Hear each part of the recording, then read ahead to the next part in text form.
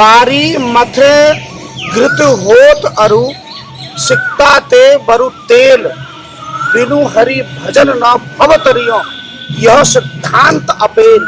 गोस्वामी जी क्या कह रहे हैं?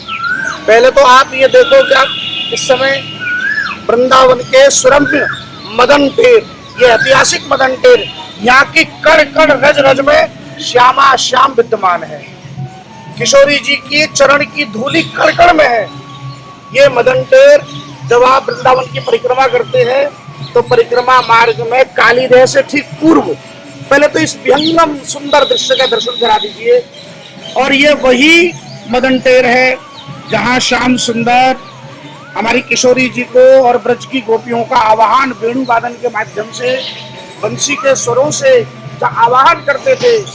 आज उसी मदन टेर के पावन रज में विराजमान होने का परम सौभाग्य मुझे मिला। और एक और जानकारी दूं, आज समग्र विश्व में राधा वल्लभ संप्रदाय का ध्वज फहराने वाले, राधा नाम के यश को ब्रह्मांड के कोने कोने तक प्रचार करने वाले परम पूज्य संत, परम बीतरागी संत प्रेमानंद जी महाराज, जिनके विषय में कहते हैं कि केवल राधा नाम का रस पीते हैं, जिनके दोनों किडनी फेल हो गए हैं पर अभी भी उनके चेहरे पर दिव्य भाव है।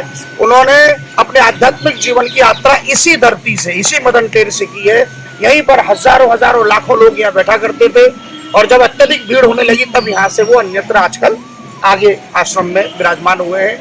तो मैं कह रहा था कि भैया देखो, विश्व का कल्याण तो बाद में, पहले हम अपना कल्याण करें। और बिनु हरि भजन न भवतरियो ये सिद्धांत अपेल। गोस्वामी जी कह रहे हैं भैया कि बारी मथे घृत होए बरु, बारी मथे, पानी के मथने से भले घी बन जाए संभव नहीं है। और सिक्ता ते अरु तेल, सिक्ता कहते बालू, और बालू को मथने से भले तेल निकल जाए पर बिनु हरि भजन न भवतरि ये सिद्धांत अपेल। किंतु ये सब असंभव कार्य हो सकते हैं, है ना। गोस्वामी जी ने अन्यत्र भी कहा कि भैया अंधकार भले सूरज को निकल जाए संभव है, लेकिन बिना प्रभु भजन के, बिना राम के नाम का आश्रय लिए, बिना ठाकुर जी की नाम का आश्रय लिए कोई भगवत कृपा अथवा कोई जीवन में सुखी हो सकता है? तो भैया ये बिल्कुल दिवा स्वप्न है, ऐसा संभव नहीं है। यह सिद्धांत, पहले सिद्धांत को बैठा लीजिए। ये ब्रज क्या है? ब्रज भूमि भजन की भूमि है, प्रेम की भूमि है, जहाँ चित्त में श्यामा श्याम को विहार कराने की भूमि है। इस ब्रज भूमि में यदि सुख के लिए आते हो और सोचते हो कि मैं बिना भजन करे, बिना भगवत नाम का आश्रय लिए मैं सुखी हो जाऊं, तो संभव नहीं है। ये वृंदावन के कड़वी किशोरी जी की हृदय स्थली है। ये जो रज दिखाई दे रहा है ये हमारे राधा रानी के हृदय है, किशोरी जी के हृदय स्थली है, जहाँ श्याम सुंदर स्वयं विराजमान होते हैं। और इस स्थान पर आकर यदि हम लोग संसार के राग द्वेष और मोह में पड़े हुए हैं तो भैया अभी अंधकार में है। इस भूमि में आओ। बहुत लोग कहते हैं महाराज हम वृंदावन में जाके रहेंगे, कहाँ रहेंगे, क्या खाएंगे? तो भैया जो भजन मार्ग का अवलंबन लेते हैं, हाथ में माला ले ली, जब जीवा पर श्याम सुंदर का नाम, किशोरी जी का नाम आ गया और अब भी विश्वास नहीं है, हम कहाँ करेंगे? अरे चल दो, राधा रानी जहाँ रखे वहां रहो, श्याम सुंदर जिस हाल में रखे उसमें रखो।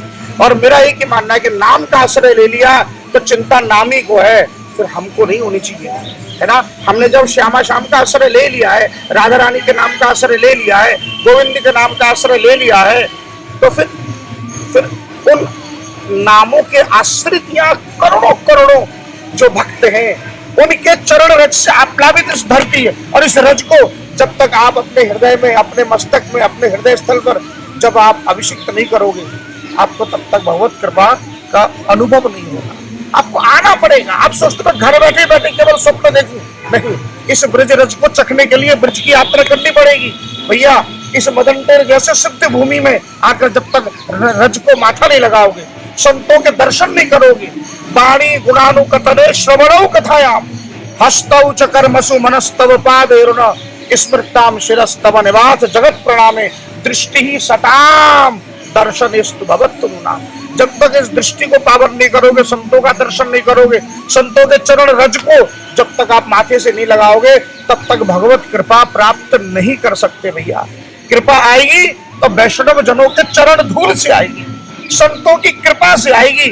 बिना संतों की कृपा के केवल नाम जप तो करना है, पर नाम जप के साथ साथ श्यामा श्याम के नाम जप के साथ साथ उन परम सिद्ध संतों की कृपा, उनके चरण रज की कृपा जब तक नहीं लोगे तब तक हमें पूर्ण भगवत कृपा का अनुभव नहीं होगा। इस वृंदावन धाम का अनुभव करना हो, कण कण में श्यामा श्याम का अनुभव करना हो तो इस रथ को चखना पड़ेगा भैया। तो चले आओ वृंदावन। और आकर एक मैं आपको शुभ सूचना भी दे दूं कि लगभग 19 वर्ष बाद इस बार श्रावण मास में अधिक मास पड़ रहा है और अधिक मास के अवसर पर गोवर्धन की तलहटी में 9 अगस्त से 16 अगस्त श्रीमद् भागवत भक्ति अनुष्ठान होने जा रहा है। उसी भक्ति अनुष्ठान का प्रचार करने मैं ब्रज में आया हूं। तो आप लोग 9 अगस्त से 16 अगस्त इस वृंदावन की परिक्रमा रोड में अथवा गोवर्धन की तलहटी में, दोनों में से कहीं भी हम भागवत की व्यवस्था करके आपको सूचित कर देंगे। जय जय श्री राधे, जय जय श्री राधे।